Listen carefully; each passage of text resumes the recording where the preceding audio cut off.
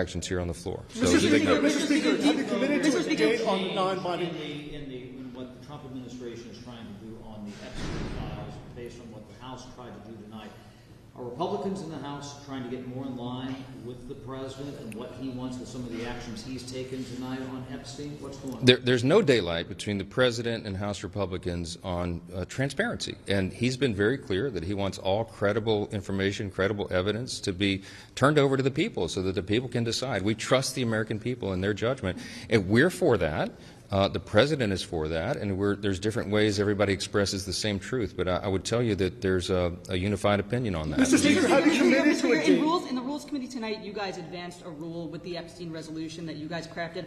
Do you commit to putting that on the floor for a full chamber vote? The Rules Committee turned into a bit of a debacle this week because the Democrats were trying to politicize this. We were working on cutting fraud, waste, and abuse and wasteful spending, and they kept trying to hijack that and derail it and turn it into Epstein hearings. That's not what the subject was. So the Republicans on the Rules Committee, most of them that were present, voted against Democrat amendments to try to hijack that. That was the right thing for them.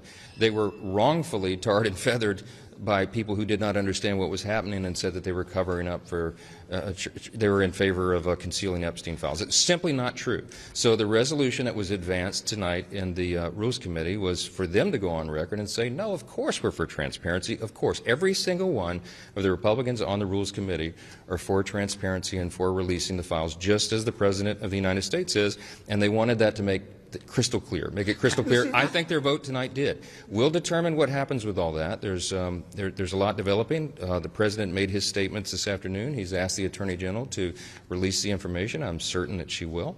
And everybody can make their own decisions about that. So we have a long list of priorities.